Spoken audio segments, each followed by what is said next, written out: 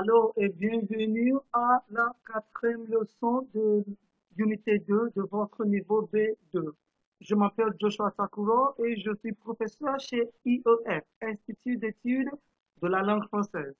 Aujourd'hui, dans cette leçon, nous allons apprendre comment exprimer la supposition. Qu'est-ce que c'est la supposition? La supposition, c'est une action qui n'est pas encore faite, qui n'est pas sûre, qu'on attend, qu'on espère à réaliser.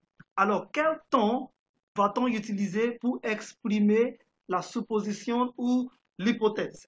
Parce que c'est une action qu'on n'est pas sûr qui va se passer. Donc, pour exprimer l'hypothèse ou bien la supposition A, il faut savoir que le mot si est très important. Le si, ça veut dire if. Because whenever you use the word if expresses a conditional tense.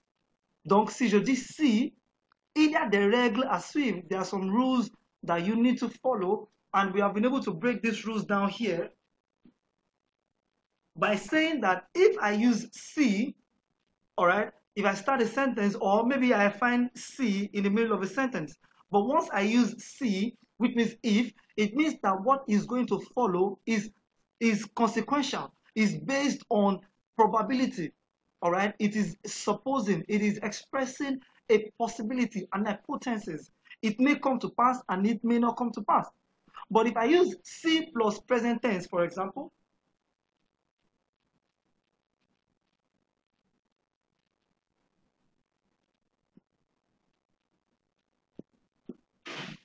C plus present, like is written here, will give us future. Now, what does this mean? If, for example, take for example, if I can, I will. If I can, I will. What tenses are those? Those are present tense. All right, so it means that I can use C plus present tense will give me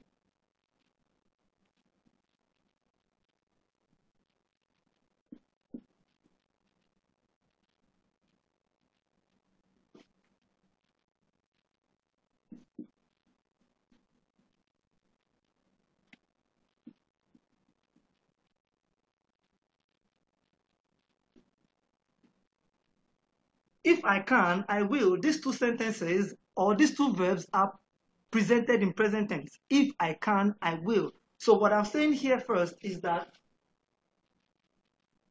si plus présent is equals to présent. Si plus présent égale présent. If you use a sentence starting by C or with C and the verb there is in present tense, it will result to a present tense.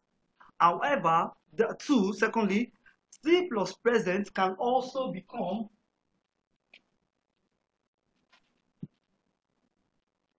future. All right. If he comes, all right, he will eat. If he comes, he will eat.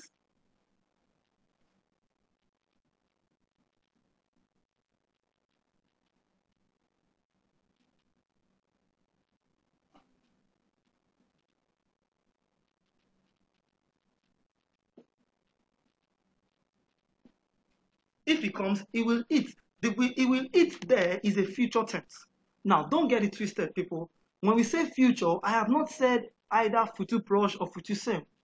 So it means that if I use C plus present tense, I can either give you futur simple or futur proche. So if he comes, he is going to eat. So that's what we're trying to say here, that whenever you combine the word C plus a present tense, it will either give you futur simple or futur proche.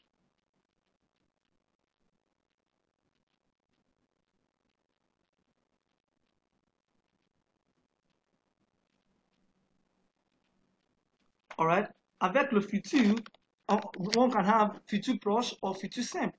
Et par exemple, s'ils viennent, je l'attendrai. S'ils viennent, je l'attendrai. If he comes, I will wait for him. If he comes, I will wait for him. Now, that is supposition because I am not sure. I'm only saying I will wait for him based on if he comes. based on the supposing or the probability, the hypothesis that it comes. Now, si plus imparfait will give us conditional présent.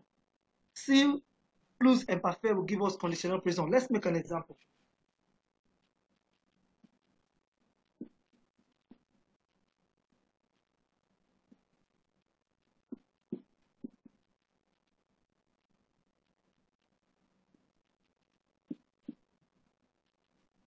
Qu'est-ce que ça veut dire imparfait? An action that you used to do or that you were habitually doing. All right, so example of imparfait, si plus imparfait gives us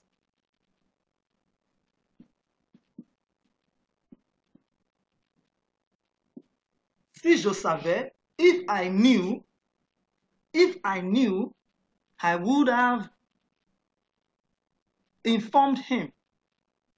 Or if I knew, I would inform him. If I knew, I would inform him. All right, si je savais, je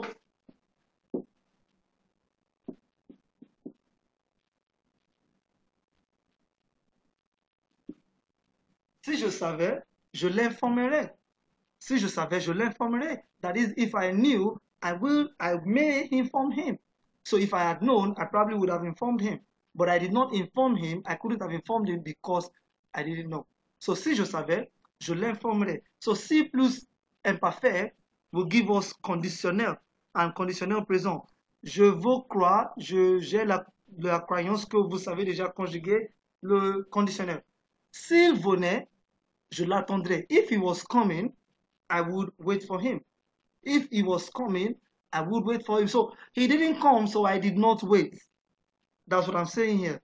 S'il venait, if he came, if he was coming, all right, I probably would have waited for him. Now, we also have si plus parfait. I know we recently taught plus parfait and conditionnel passé. Do not forget that plus parfait is the conjugation of the verb avoir and être in imparfait plus the past participle, while conditionnel passé is the conjugation of the verb être and avoir in conditional plus the past participle. So how do I combine si plus parfait to give me conditionnel passé? Let's make an example. For example, here,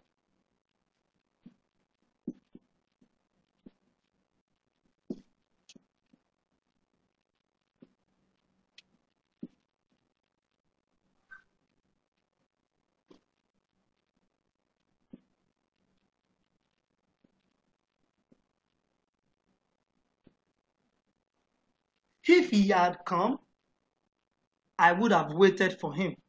If he had come, he had come.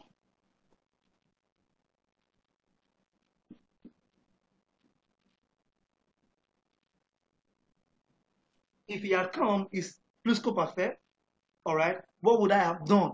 I would have, from the verb avoir, would have, because would have is the conditional tense of the verb avoir, then I would have waited, which is the past participle of the verb attendre.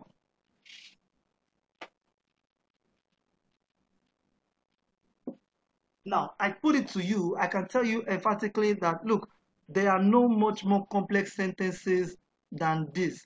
If you can understand the relationship between pluscuparfait and conditionnel passé and futur antérieur, there are no longer, there is no more conjugation or tenses that is above or that is superior to this. So, si vous comprenez déjà comment conjuguer au passé, au pluscuparfait, au conditionnel présent et passé, vous pouvez aussi conjuguer au futur antérieur. Donc, il n'y a plus d'autre conjugation qui est plus que ça. Il n'y en a plus. Donc, si vous comprenez déjà, le plus important maintenant, c'est commencer à essayer de pratiquer ce que vous avez appris. Alors, ici, c'est comment exprimer l'hypothèse, supposition, ce qui n'est pas sûr, ce qui n'est pas certain, en utilisant l'expression si.